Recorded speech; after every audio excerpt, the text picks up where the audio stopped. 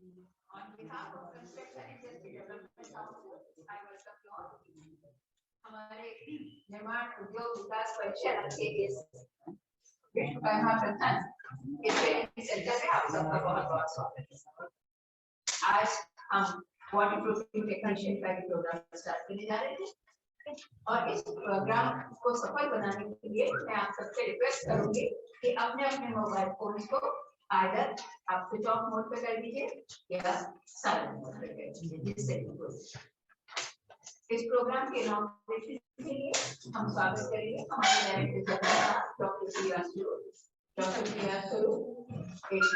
IIT Kanpur के excellent engineer हैं और पिछले 40 साल से ऊपर ये कंस्ट्रक्शन के काम कर रहे हैं और इनका एक बहुत ही सोचना है कि हमारे बिजली निर्माण के लोग हैं हर स्तर पर उनकी प्रॉपर ट्रेनिंग हो, उनके पास सर्टिफिकेट हो, ऐसे पता चले कि उन्हें जो विधा है उसकी सारी डिटेल्स मालूम। तो इसके लिए अभी इस बार हमारे साथ पिडिलाइट इंडस्ट्रीज के डॉक्टर फिजिक्स इंस्टीट्यूट जो कि कंस्ट्रक्शन केमिकल्स बनाते हैं, इनकी पूरी टीम यहाँ पर है और हमारे साथ मिस्टर तीर्था बनर्जी हैं जो कि हेड ऑफ ट्रेनिंग है। हमारे पास अस्थाना जी हैं जो कि इनके साथ आप लोग को ट्रेनिंग देंगे। हमारे पास सीमा जी हैं ये भी इस टीम को लीड करेंगी इस 5 दिन के प्रोग्राम। तो आप सबका दोबारा से स्वागत करती हूँ और डॉक्टर से रिक्वेस्ट करती हूँ प्रोग्राम को इनॉग्रेट करें। Thank you.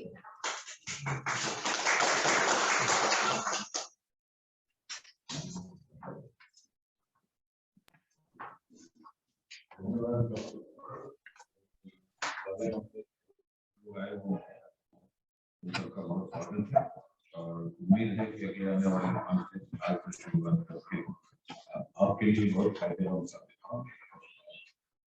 ये प्रोग्राम जो हम लोगों ने शुरू किया है इसके पीछे एक कारण, बहुत बड़ा कारण ये है कि हम सब लोग निर्माण उद्योग से जुड़े हुए लोग हैं और हम काम करते हैं, मकान बनाते हैं और हाउसिंग सोसाइटी बनाते हैं, रोड भी बनाते हैं, ब्रिजेस बनाते हैं, एयरपोर्ट बनाते हैं, बहुत सारे काम करते हैं। अगर निर्माण उद्योग की तरफ देखेंगे तो ये शायद हमारे देश में सबसे बड़ी इकोनॉमिक एक्टिविटी है और तकरीबन 5 लाख करोड़ रुपए का हर साल इसमें निवेश होता है।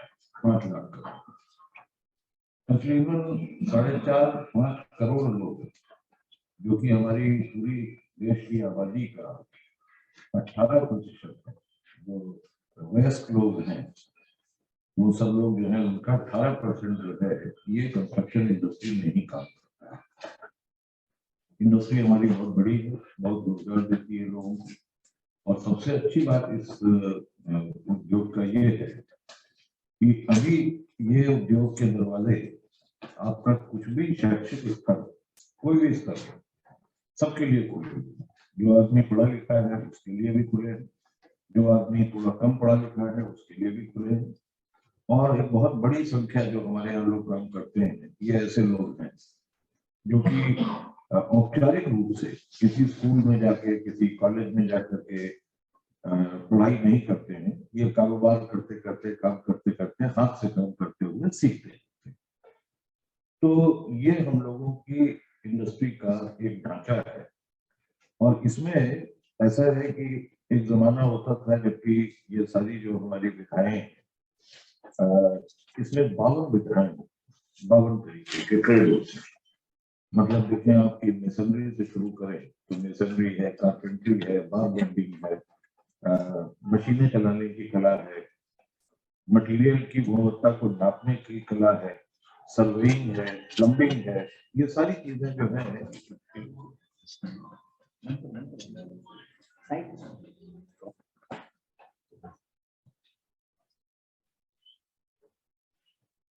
ये सारी 52 के करीब इसमें विधाएं हैं और इनमें बहुत सी ऐसी विधाएं हैं जहां पर की इक्विपमेंट और मशीनरी चलाने वाला वो जो है वो भी लोगों को दिया जाता है। करीब 20-25 साल पहले ये संस्था भारत सरकार ने बनाई थी और इस संस्था का एक बहुत बड़ा ध्येय ये था कि जो हमारे ऐसे लोग हैं हमारे इंडस्ट्री में जो कि थोड़ा पारिवारिक वजहों से या आर्थिक वजह से या करके पढ़ाई नहीं कर सके कॉलेज में, पॉलिटेक्निक में या और किसी जगह पर, वो रोजगार करते हुए ही काम सीखते गए। उन लोगों के कौशलता को किस तरीके से प्रमाणित किया जाए ताकि जिससे कि उनके पास भी कौशलता का प्रमाण पत्र हो जो कि जांच करके परख करके उनको दिया जाए और वो न सिर्फ अपना जीवन यापन कर सके बल्कि आगे पढ़ने के लिए भी उनके लिए एक शुरुआत हो जाए। कृपा करके बात न करें आपस में और शांति से सुनें। तो ये कौशल प्रमाणीकरण, कुशलता सिखाना, ये सारे काम जो है ये सिखाने का काम इस काउंसिल में, जिस काउंसिल में आप बैठे हैं आज, हम लोगों ने आज से करीब 22-23 साल पहले शुरू किया था। काउंसिल बने हुए करीब 26 साल हो गए और काफी समय से मैं इंडस्ट्री के साथ में बराबर जुड़ा रहता हूँ। उनकी क्या तकलीफें हैं, हमारे लोग जो काम करते हैं उनकी कौशलता को किस तरीके से बढ़ाया जाए आगे, इन सब विषयों के ऊपर में काम इस संस्था में बराबर चलता रहता है। आज आप जहाँ बैठे हैं ये हम लोगों के जो आराध्य देव हैं विश्वकर्मा जी, ये विश्वकर्मा जी के नाम के ऊपर में ये बिल्डिंग हमारी है जो ट्रेनिंग सेंटर भी है और ऐसे 7-8 हमारे ट्रेनिंग सेंटर पूरे देश में फैले हुए हैं। सबसे पहले ये बिल्डिंग बन के तैयार हुई तो इसका नाम हम लोगों ने विश्वकर्मा प्रथम रखा। इसके बाद में विश्वकर्मा द्वितीय है, विश्वकर्मा तृतीय है, चतुर्थ है, पंचम है, इस तरीके से और भी जगह पर फैले। ये पूरे देश में जो युवा वर्ग के लोग हैं उनको सिखाते हैं, अलग अलग लेवल के ऊपर में पढ़ाई लिखाई करवाते हैं और जो पढ़ाई लिखाई होती है वो क्लासरूम से ज्यादा उसके ऊपर तरजीह दी जाती है कि वो लोग हाथ से काम कैसे करें, चीजें कैसे सीखें, हैंड टूल्स को कैसे पहचानें, उनका सही प्रयोग कैसे करें, किस तरीके से कम सामान को वेस्ट होने से बचाया जाए, गुणवत्ता सामान की क्या हो। अब देखिए अच्छा खाना अगर हमको बनाना है तो एक बात तो तय है कि जब तक कि अच्छी सब्जी नहीं हम लाएंगे, अच्छे मसालों का प्रयोग नहीं करेंगे, तब तक किस तरीके से आप सोचिए कि अच्छा खाना बने। और फिर सबसे बड़ी बात ये होती है कि सामान चाहे अच्छा भी हो तो भी बनाने वाले के हुनर के ऊपर वो निर्भर करता है। अब आप सब लोग जो है उत्तर भारत से ही हैं सारे के सारे, जैसा मुझे मालूम है, और आप में कई लोग ऐसे हैं जो कि खुद एप्लीकेटर्स हैं, आपकी अपनी कंपनियां हैं जिनको कि आप लोग चला रहे हैं। तो इसमें एक बड़ी इम्पोर्टेंट चीज जो हमको समझ में आई, ये पिछले करीब 7-8 साल से हम लोग कोशिश कर रहे हैं, 10 साल से, कि इसकी शुरुआत होता ये है कि मकान तो हम बना, मकान बन करके लोग रहने भी लगते हैं, लेकिन उसमें सबसे बड़ी दिक्कत ये होती है कि जो वाटर प्रूफिंग का काम है वो इतना बढ़िया कारीगरी का काम होना चाहिए जिससे कि मकान के अंदर पानी का कहीं भी इनग्रेस नहीं। ये काम आप लोग करते हैं। अब आप खुद सोचिए कि 4-5 लाख करोड़ रुपए का बिल्डिंग हर साल बनती है, बिल्डिंग और स्ट्रक्चर, और बिल्डिंग बनने के बाद चाहे कितनी भी अच्छी बिल्डिंग क्यों न बनी, बिल्डिंग बनने के बाद में सबसे बड़ी दिक्कत जो उसको इस्तेमाल करने वालों के लिए आती है वो आती है ये कि उसकी वाटर प्रूफिंग ठीक नहीं है। वाटर प्रूफिंग ठीक नहीं है तो फिर समस्या ये होती है कि पानी अंदर चू रहा है, दीवारें खराब हो रही हैं। बल्कि अभी हाल में आप लोगों ने शायद खबर सुनी भी होगी, खास करके वो लोग जो एनसीआर रीजन से हैं, कि गुड़गांव में अभी बिल्डिंगें जो हैं वो गिरना शुरू हो गई। और ये क्यों हुआ? ये इसलिए हुआ क्योंकि वाटर प्रूफिंग अच्छी नहीं थी, पानी जो था वो बराबर जाता रहता था, बनाने वाले लोगों ने ठीक से उसको काम नहीं किया और जिन लोगों ने वाटर प्रूफ किया उन्होंने भी ठीक से काम नहीं किया। तो 2-3 चीजों की हम लोगों को बहुत जबरदस्त जरूरत है और इसमें आप ये समझिए कि ये मार्केट जो है ये अथाह है, इसका कोई अंत नहीं। 25 साल में पिछले हम लोग करीब 125 लाख करोड़ रुपए की बिल्डिंगें बना चुके हैं, 125 लाख करोड़ की। और जो सबसे बड़ी समस्या होती है किसी भी बिल्डिंग में वो यही है कि वाटर प्रूफिंग भी ठीक नहीं है। वाटर प्रूफिंग किस चीज से जुड़ी हुई है? वाटर प्रूफिंग जुड़ी हुई है अच्छी कारीगरी से, वाटर प्रूफिंग जुड़ी हुई है अच्छे सामान से, मटेरियल से। और मुझे बताते हुए बहुत खुशी है कि पिडलाइट इंडस्ट्री का जो आप सामान इस्तेमाल करते हैं वो शायद हिंदुस्तान में ही नहीं बल्कि हिंदुस्तान के बाहर भी शायद सबसे अच्छे प्रोडक्ट्स में से आता है, चाहे वो कंस्ट्रक्शन केमिकल्स हो, चाहे वो एडहेसिव्स हो, चाहे कुछ और हो। तो इस बात का हम बहुत फख्र करते हैं कि ये हमारी एक ऐसी भारतीय कंपनी है जिसने कि अंतरराष्ट्रीय स्तर का सामान जो है वो बनाना शुरू किया है और सामान चल रहा है। लेकिन कहानी वहां अंत नहीं होती, कहानी उससे आगे जाती है। वो सामान कितना भी अच्छा क्यों ना हो, प्रश्न ये पैदा होता है कि उसको लगाने वाले लोग कौन। तो वो लोग तो हमारे पास में अभी तक नहीं थे। लोग काम सीख करके अपने तरीके से करके गलतियां करके ये सब करके सीखते रहे। तो ये बात को लेकर के हम लोग काफी समय से पिडलाइट इंडस्ट्री से बात भी कर रहे थे और अब ये निर्धारित हुआ कि यहाँ पे इस परिसर में एक रिसोर्स सेंटर हम लोग बना। तो ये कार्यक्रम आपका आज से करीब 2-2.5 साल पहले ही शुरू हो गया था, लेकिन दुर्भाग्य से बीच में कोविड आ गया। कोविड आने की वजह से सब रुकावट आ गई इसमें। तो वो रिसोर्स सेंटर अब करीब करीब बन के तैयार हो चुका है और आप लोगों को मैं बधाई देता हूँ कि आप लोग पहला बैच जो कि इसमें ट्रेन होने जा रहा है।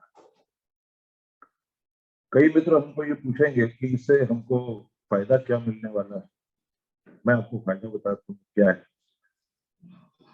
आप ये देखिए कि पिछले 3-4 दिन से मैंने लोगों से बात करना शुरू किया कि भाई ऐसा ऐसा करके ये प्रोग्राम हम लोग चला रहे हैं और हमारा पहला बैच जो है वो 21 तारीख से 25 तारीख फरवरी तक चलेगा। किन लोगों से बात की मैंने बात की जो सोशल मीडिया वाले लोग हैं उनसे बात की, इलेक्ट्रॉनिक मीडिया वाले लोगों से बात की। तो जिससे भी मैं बात करता हूँ वो पहला सवाल यही बोलता है कि बड़ा अच्छा कर रहे हो। ये बड़ी दिक्कत है। वो हमारा और हमारे पड़ोस के घरों में भी और हमारी कॉलोनी में जो है हालत ये है कि बस वाटर प्रूफिंग का सत्यानाश पिटा हुआ है। पानी आ जाता है, बरसातें आती हैं तो फिर जो है दीवार के ऊपर पानी रिसता है और इतनी मुसीबत है कि क्या बताएंगे। तो क्या हम यहाँ आ सकते हैं? जो हमारे एप्लीकेटर लोग हैं, जो हमारे एक्सपर्ट लोग आए हुए हैं, क्या उनसे हम बात कर सकते हैं? हमने कहा बिल्कुल आप आइए। तो अगले 5 दिन में आप देखेंगे कि कई लोग जो है उस तरीके के भी आएंगे और जो हेल्प डेस्क यहाँ पे हमने बनाई है उसमें ये लिखा है कि भाई आप किस संस्थान से हैं, नाम पता अपना टेलीफोन नंबर दीजिए और सबसे बड़ी बात यह है कि आपकी क्या समस्या है वाटर प्रूफिंग को लेकर के वो भी वहां पर इंगित करिए। दूसरा जो सेगमेंट है जिससे हमने बात शुरू की, ये जो एक्चुअल जो प्रॉपर्टी के ओनर्स हैं उनसे, हाउसिंग सोसाइटी के जो इनकी जो मैनेजिंग कमेटी होती है ना जो कि देखती है देख रेख करती है पूरी बिल्डिंग का, उनके ऑफिस बेरर से बात शुरू की। उनको हमने कहा कि साहब ये प्रॉब्लम आप हमसे कई समय से बोलते आ रहे हैं, अब मौका आ गया है कि जो तजुर्बेकार लोग हैं जिन्होंने काम किया हुआ है वो अब 5 दिन के लिए जमा हो रहे हैं हमारे यहाँ। वो पढ़ेंगे भी और सुनेंगे भी कि भाई आपकी क्या समस्याएं हैं तो वो बताएं। तीसरा जो ग्रुप था जिसको हमने कहा कि आप आइए, वो है महिलाएं घर की। क्योंकि होता क्या है कि आदमी तो चला जाता है काम करते हैं, हम और आप तो चले गए दफ्तर चले गए साइट चले गए प्रोजेक्ट पे चले गए बाजार चले गए, सामान खरीदना है, लेबर लगाना है, आदमी लगानी है, फलाना है, टिक्का ये करते या काम ढूंढने के लिए निकलते। लेकिन मकान में जो तकलीफें उठा रही हैं वो तो महिलाएं उठा रही हैं जो पीछे रह गई। तो उनको हमने कहा कि भाई आप भी आके देखो, आप आइए, आपका स्वागत है। और यहाँ पर जो तजुर्बेकार लोग हैं उनके सामने आप अपनी समस्याओं को बयान करिए और आगे भी आपको जानकारी हासिल करनी हो तो आप बिल्कुल करें।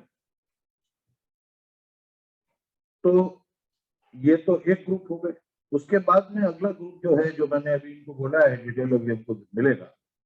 आपका सामान बेचने वाले जितने डीलर और स्टॉकिस्ट हैं इस क्षेत्र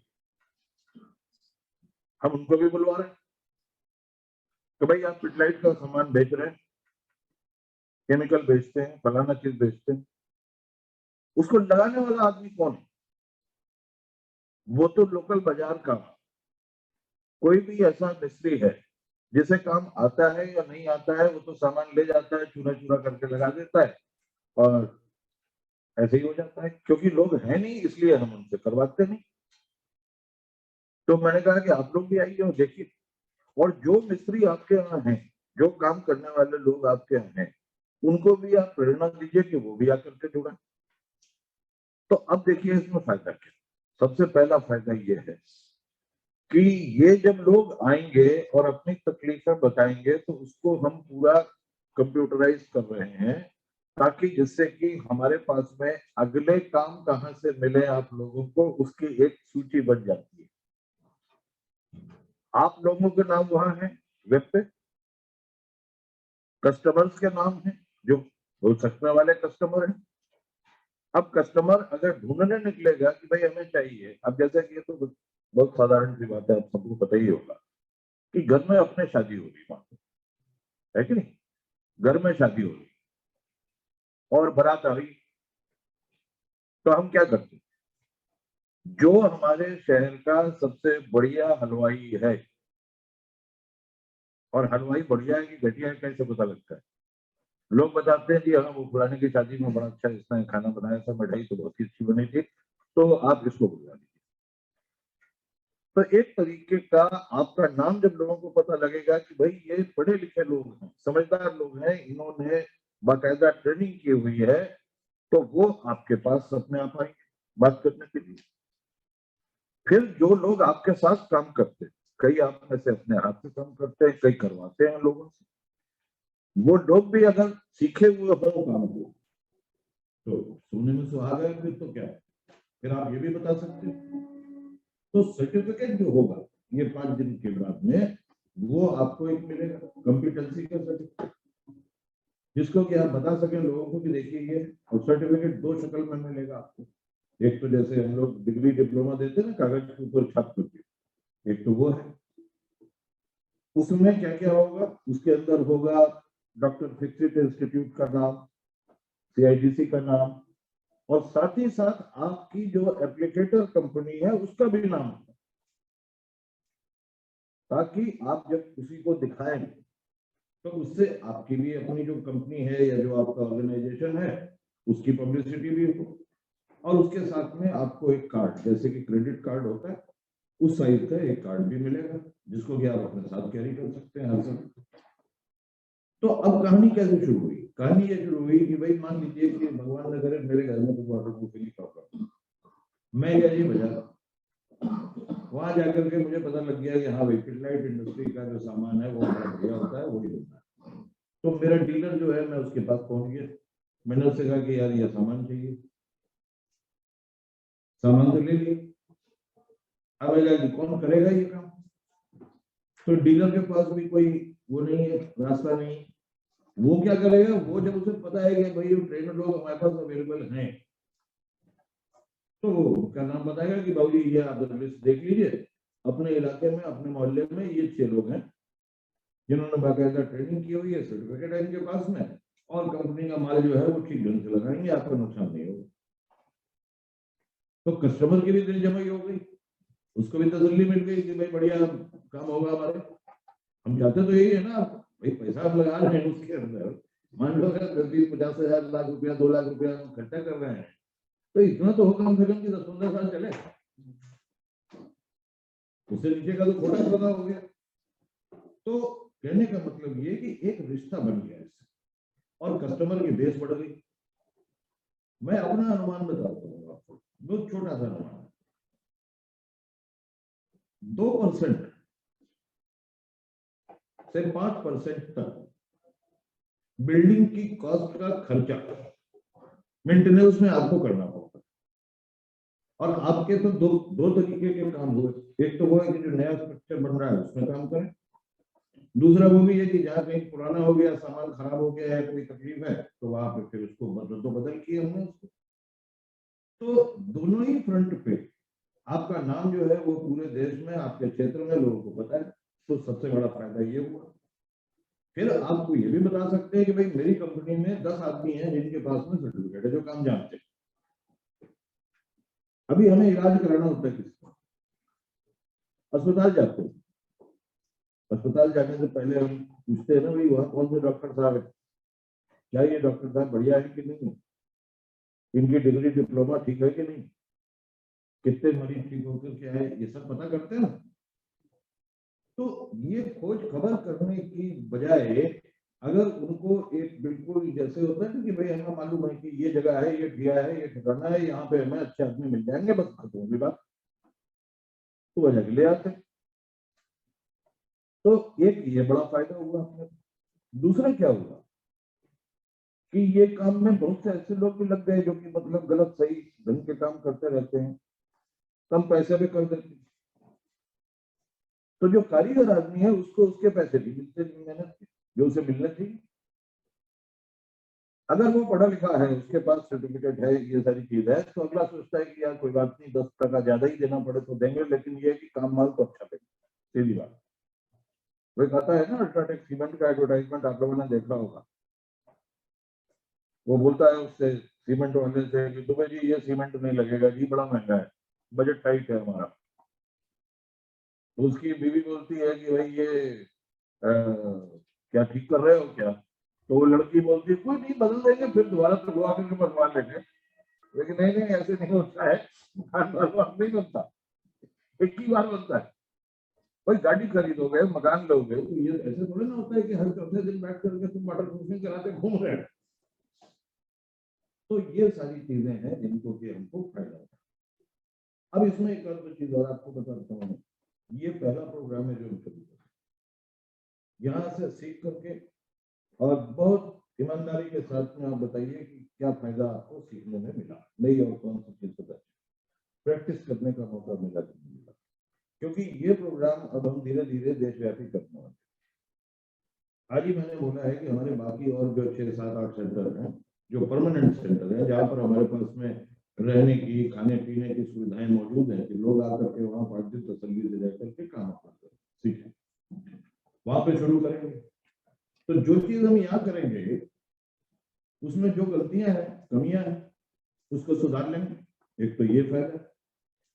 तो उसमें एकदम निष्पक्ष होकर के आप लोग अपने राय देते रहिएगा, कहीं उसमें कोई हिचकने डरने की जरूरत नहीं, कुछ भी तकलीफ है, थोड़ी परेशानी, वो बताइए। हाँ, ये है कि काम सीखने आए हो तो ऐसा तो है नहीं कि मतलब कोई क्या बोलते हैं कि गुलाब बाग में घूमने के लिए आए हो, काम तो सीखना ही है किसी न किसी तरीके से, है कि नहीं। तो ये चीज है। तो एक तो ये है। दूसरे क्या है कि अलग क्षेत्रों में जैसे ही हम जाते हैं तो कारीगर जो है उसे जैसे आदमी को काम कराना है, कोई जरूरी थोड़े ना है कि आप वृंदावन से आए हो तो वृंदावन के ही लोग आपसे काम कराएंगे। अजमेर वाले क्यों नहीं करा सकते भाई, जयपुर वाले क्यों नहीं करा सकते भाई, आगरा में जो ताजमहल बना हुआ है उसको बनाने वाला आदमी तो ईरान से आया था, फिराज का नाम उसको, उसने डिजाइन किया था, वो बना रहा था। अब सोचो कहाँ ईरान कहाँ आगरा। लेकिन हम लोग तो कारीगर लोग हैं ना, हम तो कहीं भी जाते हैं काम करते हैं, तो सारे देश में क्यों ना पता लगे लोगों को कि भाई हमारे पास ऐसे लोग। और इतने पैसे का अगर 2% भी लगा करके रखो तो सोचो कितने बड़े मार्केट की बात हम कर रहे हैं। आपकी एक एक कंपनी जो है वो क्यों नहीं 5-5 करोड़ रुपए का, 6-6 करोड़ रुपए का टर्नओवर करे। मेरा सवाल ये बड़ा सीधा सा, जब इतनी जरूरत है अपने को तो क्यों नहीं करें हम। और अगर आप ऐसा टर्नओवर करेंगे तो आप सोचिए कि जो डॉक्टर फिक्सिट इंस्टीट्यूट और पिडिलाइट इंडस्ट्री वाले जो हमारे मटेरियल बनाने वाले हैं वो कहाँ जाएंगे। ये तो और 10 फैक्ट्रियां डालेंगे भाई, ताकि जिससे माल की कमी ना हो कहीं, क्योंकि जरूरत है। आज की तारीख में आप देखो, ईमानदारी से बात बताते हैं, नया स्ट्रक्चर भी बनकर तैयार खड़ा है। गुड़गांव चले जाओ तुम, ग्रेटर नोएडा चले जाओ तुम, इस बात की गाजियाबाद देख लो जाकर के, कोई भी अंधा भी निकलेगा तो देख के बता सकता है कि इस बिल्डिंग के टॉयलेट ब्लॉक कहाँ है। सारी दीवार जो है वो पूरी एकदम काली भूरी होती है कि नहीं? ये बात बताओ, है? दूर से चमक जाते हैं। शर्म की बात है ना। हमारे अच्छे कारीगर हैं, कौन सी कमी है भाई हमें? अच्छा सामान लगाते हैं, फिर भी बीच में नालायक लोग आ जाते हैं, तो क्या करें? अब उसको रोकने का भी एक तरीका है। तरीका ये है कि जो स्किल्ड आदमी है, जो क्वालिफाइड आदमी है, उसकी हमेशा कीमत ज्यादा होगी। गांव देहात में आप चले जाओ, वहां तो डॉक्टर जो बैठता है बेचारे गांव वालों के लिए, तो वो तो ना पढ़ा होता है ना लिखा होता है, वही प्रैक्टिस करते करते कभी कंपाउंडरी करते करते डॉक्टर बन जाता है। लेकिन खतरा कितना होता है उसमें, सोच, मरीज की जान का हर्ज मर्ज हो जाता है। तो ये चीज को हमें यूं समझ के चलना। देखो एक और बात याद रखेंगे, और आप लोग तो खैर ट्रेड में हो तो इसलिए आपको तो ज्यादा बताने की जरूरत नहीं। बिल्डिंग कोई भी होती है, उसकी भी एक जबान होती है। जैसे आदमी जब तकलीफ में होता है ना, तो बता देता है कि भाई मेरे पेट में दर्द हो रहा है, मेरे सर में दर्द हो रहा है, मेरे को नींद आ रही है, भूख लग रही है, ये फलाना दिखता है। बिल्डिंग भी बता देती है, बिल्डिंग इशारे देती है कि देखो यहाँ ये गड़बड़ है, वहां वो गड़बड़ है। आप देखो, हमारे पुराना नियम होता था कि दशहरा दिवाली से पहले हम लोग क्या करते थे, घर में रंगाई पुताई चलती थी पूरी। ये तो पुराना रिवाज है ना हमारे। इससे दो तीन फायदे। एक तो क्या है कि बरसातें खत्म हुई होती थी, पता लग जाता था अपना को कि भाई यहाँ पे ये खटक रहा है, वहां वो टूट रहा है, यहाँ पे ये पानी छू रहा है, यहाँ पे ये खराबी है। एक तो वो रिपेयर हो लेता था। छोटे छोटे मकान होते थे, कोई बहुत बड़े मकान तो होते नहीं थे। हमें याद है जो मतलब जो हमारा पुराना मौरूसी मकान आगरे में था, वो पत्थर की पटियां और लकड़ी की बल्लियां जो होती है ना, उसके ऊपर रख करके बनाया हुआ था। और वो होता ये था कि बरसात आने से पहले हमारे दादाजी जो थे वो बुलवाते थे, हमारे मिस्त्री थे, परशुराम मिस्त्री, उनको बुलाते थे। और बुला करके वो और दादाजी दोनों जो थे सारी छतों को घूम घूम करके चेक करते थे कि कहाँ कहाँ खटक रही है, कहाँ क्या फट रहा है, कहाँ क्या खुल रहा है। और उसमें फिर परशुराम मिस्त्री हिसाब लगा देते थे, बोलते बाबू जी इस कोठरी की छत जो है इसको गिरा करके फिर ठीक करना पड़ेगा, दुनिया इसकी जो है वो सड़ गई है, या यहाँ का पत्थर खराब हो गया। ये नियम चलता था सारे। अब वो तो होता नहीं। परशुराम मिस्त्री कितने, ये भी एक सवाल है। परशुराम मिस्त्री जो थे वो 6 साल की उम्र से अपने अम्मा बाप के साथ में काम करते थे, तो वहां से सीखते हुए चले आए, सारी जिंदगी भर सीखा उन्होंने। और इसीलिए क्या था कि पूरे मोहल्ले भर में उनकी बड़ी इज्जत कि भाई मकान अगर ठीक कराना है तो फिर वो परशुराम मिस्त्री को बुलाइए। बड़ी डिमांड परशुराम मिस्त्री की। उसके बाद किसी की अगर शादी हो, कुछ रंग रोगन करना हो, मकान ठीक करना हो, तो परशुराम मिस्त्री लगे हुए। तो एक मजेदार किस्सा हो गया। हुआ क्या कि एक दफे बरसात आने का टाइम आ गया, दादाजी ढूंढ रहे हैं परशुराम मिस्त्री को, वो मिले ही। घर में कुछ पता कराया, पता लगा जी वो तो करीब 12 दिन पहले मुरैना गए थे शादी में किसी, तब से तो उनका कुछ खबर ही नहीं। खैर अब क्या करें, और दूसरे किसी मिस्त्री से दादाजी बनवाना नहीं चाहते।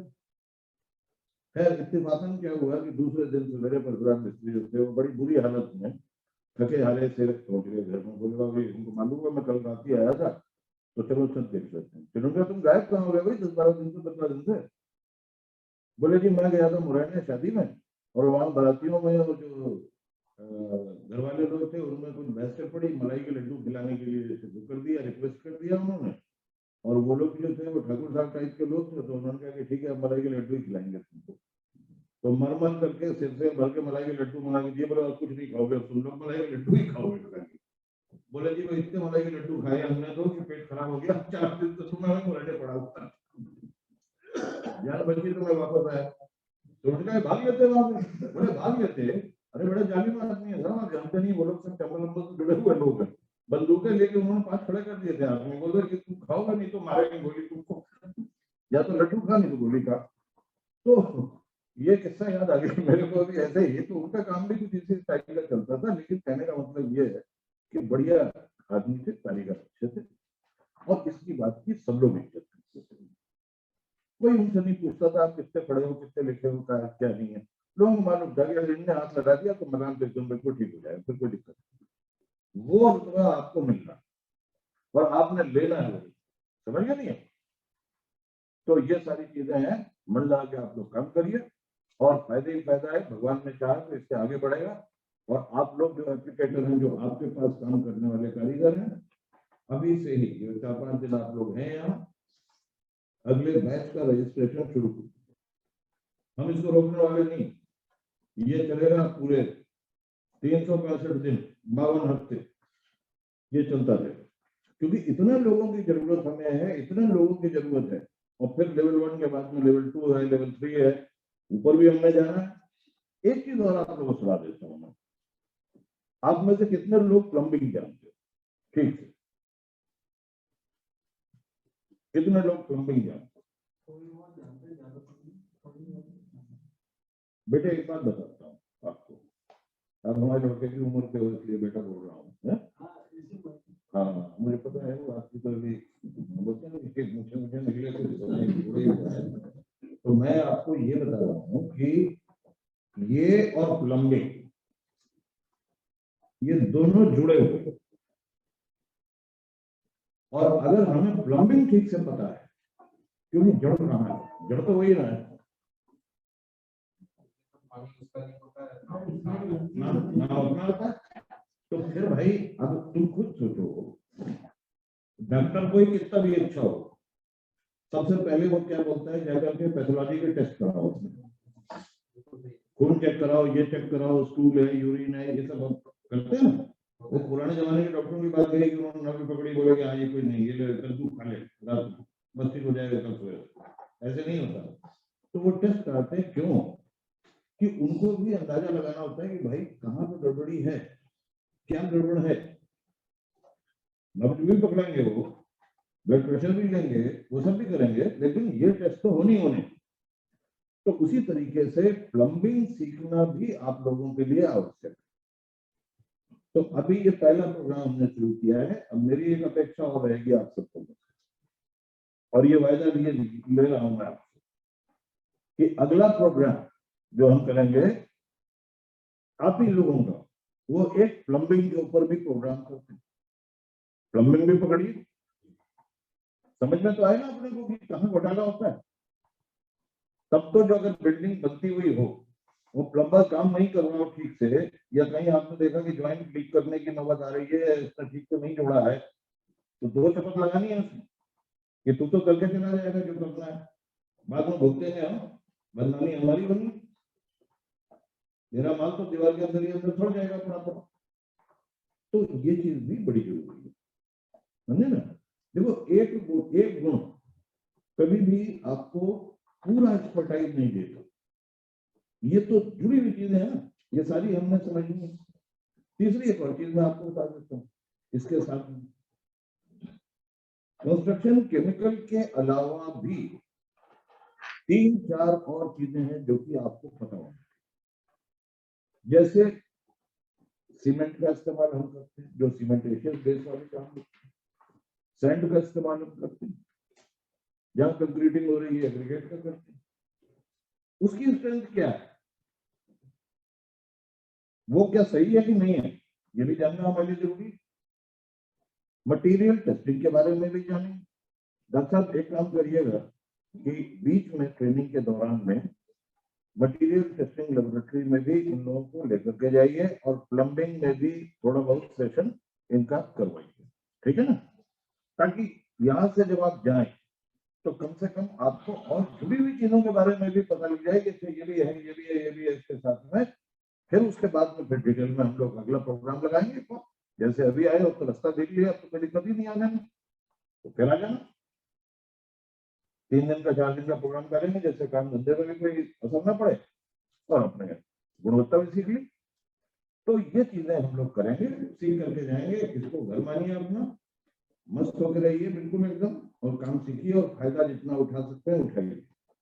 लोग जो आएंगे वो आपसे भी आकर के सवाल पूछेंगे, जो बाहर वाले लोग आएंगे। अभी तो प्रोग्राम आज शुरू हो रहा है, आज से आने शुरू होंगे, हो सकता है दोपहर में आ जाए, हो सकता है कल आ जाए, हो सकता है कल शाम को आ जाए, दोपहर में, बट आते रहेंगे। तो उनके साथ भी आपका संपर्क रहेगा, वो भी आपसे 4 सवाल पूछेंगे, जवाब दीजिए, ठीक है नहीं। तो ये चीजें हैं। इसके अलावा इलेक्ट्रिशियन का थोड़ा बहुत काम भी पता होना चाहिए, क्योंकि उसमें भी गड़बड़ी हमारे होती है। कंडुइट डालते हैं ना, कंडुइटों में कई दफे आपका जो है जंक्शन बॉक्स से पानी जो है वो सारा उसमें चला आता है।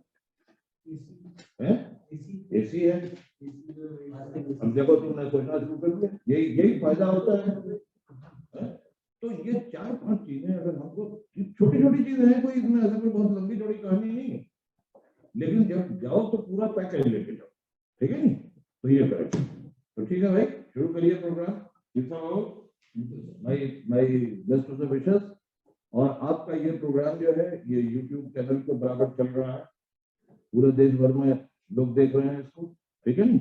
और फिर इसकी रिकॉर्डिंग होगी, जो रिकॉर्डिंग चली जाएगी CIDC की YouTube चैनल। तो आज एक काम और कर लीजिएगा, देखते हैं CIDC YouTube चैनल आप जितने लोग हैं सबसे सब्सक्राइब, क्योंकि उसमें और भी आपको भांति भांति के लेक्चर मिलेंगे जो कि फायदेमंद होंगे। जानकारी तो जितनी मिल जाए उतनी फायदा है ना अपने को, है कि नहीं?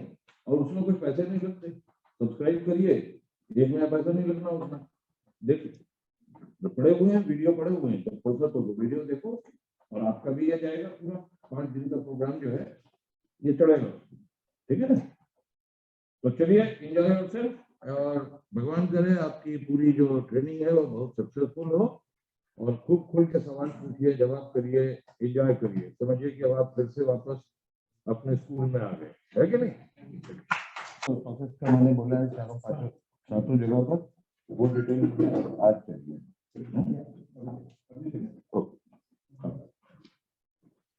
Okay, good girl.